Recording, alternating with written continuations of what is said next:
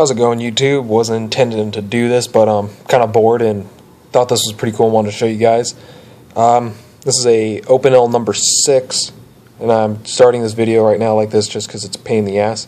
But I got an Opinel number 6, and yes, these are made in France. I love them a lot. If you don't know what these are, you've been hiding under a rock for a long time and don't know your knives.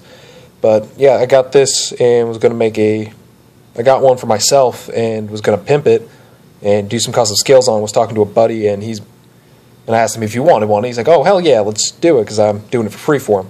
So this is what I ended up coming up with. When I asked him what he wanted for when I was carving it out, he said he wanted skull and crossbones. And he had a bunch of cool, like the Pirates of the Caribbean, some Irish skull and crossbones kind of stuff. So I thought, oh yeah, I can definitely do that. My original intention, if you've ever been on the Custom Knives for Sale on Facebook, a guy on there had a gorgeous little Skinner style blade with about a hand length, about that much, of for a handle. On the back had a big old gnarly, realistically looking skull on it, and then all the way down up to the bolster had skulls piled, so it was like a pillar of skulls, and it was beautiful. Wanted to emulate that, but when I started doing this skull, realized that ain't gonna happen. So did that, and then wanted to do a skull, have that skull and crossbone tied into it.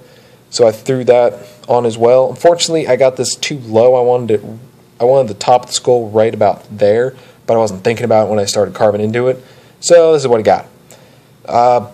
Because of that, I wasn't able to do my skull here and what else, the other idea I wanted here, so I ended up putting some old-timey kind of sailor talk. Let me see if I can get zoomed in on here.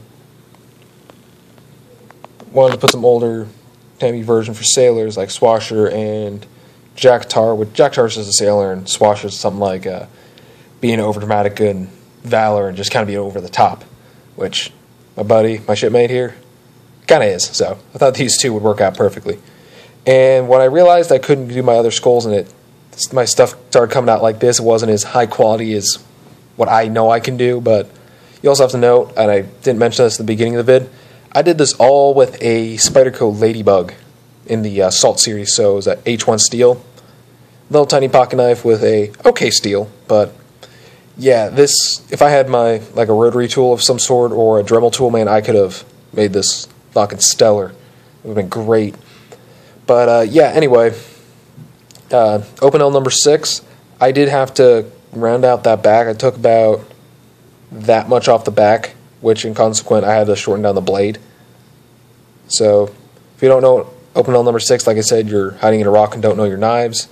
But Opinels have a clip point, and I don't like clip points, and with me shortening the blade, I had to shorten it. I wanted to make this a little thinner, but then I started thinking, well, he's a sailor. He's going to be needing some substantial grip to it. I ended up doing a 800 grit rub on the blade. Opinels generally have just like a standard grind on it, and I don't like that because it rusts really easy. So I just took some sandpaper and just hand rubbed it, and it started getting a mirror polish to it. Not my intention. I may go back with some 600 and then back with some 800 with some flitz or something, or an oil, get rid of the polish, but I'll determine that later. When I got done with this, before I put the stain on it, it looked pretty cool. I was going to smooth everything out, but with this kind of having a piratey, kind of badass looking design, I didn't think a nice, smooth, and polished every corner would fit with this. So I just slapped a nice American walnut stain on it, and it came out badass. I love it. After I tested it around the lettering, because the lettering was a little faded, I was like, oh, I'll just do the lettering and sand everything out. All these crevices and these cutouts I'd leave, and then just kind of like anodizing, guys, like the anodizing grooves. You anodize it and then grind it off, so you left with a white with the anodizing. But I was going to do kind of the same principle with staining, but after that first coat and I saw everything the way it is, it kind of looks slightly dirty and aged. Really dig it.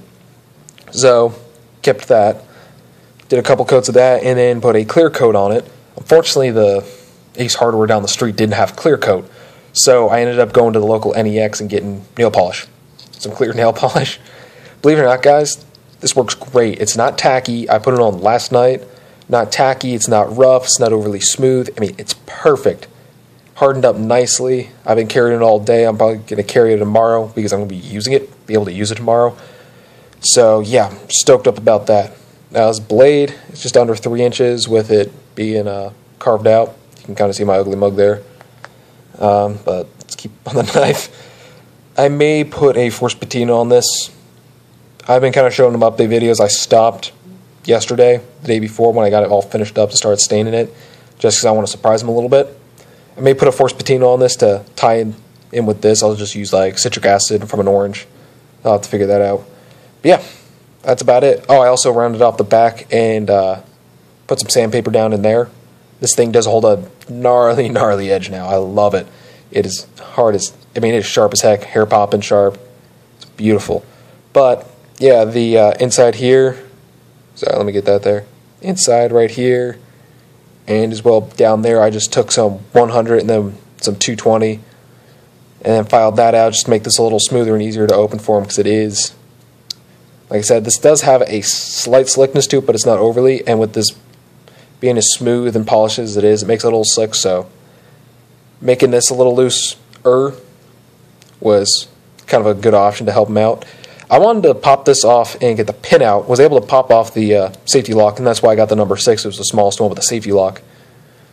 I wanted to get this off and pop that pin out, and then heavily sand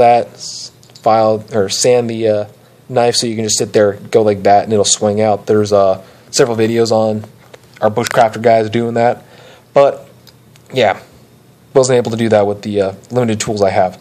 So I just got some sandpaper up and around where I could get, and it helped substantially.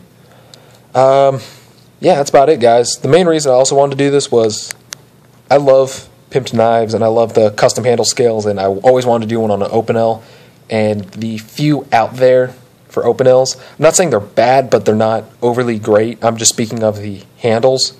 There's a lot of guys that'll get the Opinel knife and the bolster and the lock and get a new scale for it, but I always wanted something that you got from the original, from the factory, and then did something like this to it.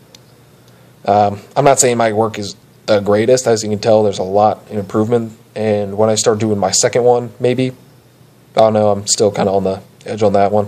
I may just leave it as is because I love Opinel so much. Yeah, I just wanted to get something a little unique out on the market, or not on the market, out on the web. So you guys that want to pimp your own Opinels got something to refer to, or got some ideas. Like and subscribe. You know, the little button's down there. Don't care if you subscribe or like. It's just kind of an option. Other than that, if you got any questions, comments, concerns, be certain to put it down in the comments below. I'll try to get to them immediately. Thanks for watching, guys.